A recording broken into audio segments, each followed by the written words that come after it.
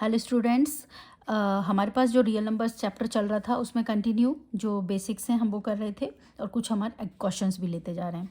तो फॉर्मूला हमारा क्या कहता है next, LCM into HCF equals to product of numbers. ये हमको फॉर्मूला याद करना है कि दो नंबर्स का उनका एलसीएम और एचसीएफ का जो प्रोडक्ट होता है वो किसके इक्वल होता है, उन नंबर्स के प्रोडक्ट के इक्वल। एग्जाम्पल मैंने लेके समझा है, जैसे 15 और 25। इसका हमने एलसीएम निकाला, एचसीएफ निकाला। एलसीएम आया 3 इंटू 5⁻², एचसीएफ आया 5। ठीक है, अब हमारे पास क्या हमें फॉर्मूला देखना है, एलसीएम इंटू एचसीएफ। तो एलसीएम इंटू एचसीएफ किया तो हमारे पास आया answer 375। Product of the numbers किया, आंसर आया 375।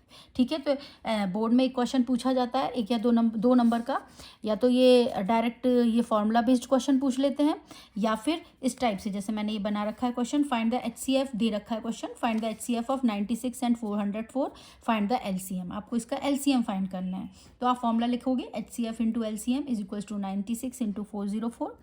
एचसीएफ निकाल लिया हमने प्राइम फैक्टराइजेशन मेथड से, इसका 96 के प्राइम फैक्टर्स लिखे, 404 के प्राइम फैक्टर्स लिखे।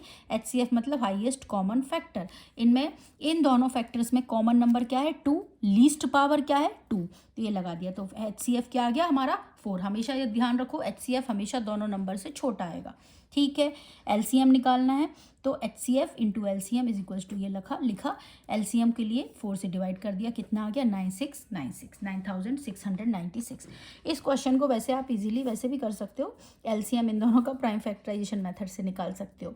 लेकिन कई बार ये क्वेश्चन क्या है, ABC XYZ के फॉर्म में दे देते हैं, फिर ये एलसीएम पूछ रहे हैं या एचसीएफ पूछ रहे हैं, तो हम ये फॉर्मूला अप्लाई करेंगे। क्लियर।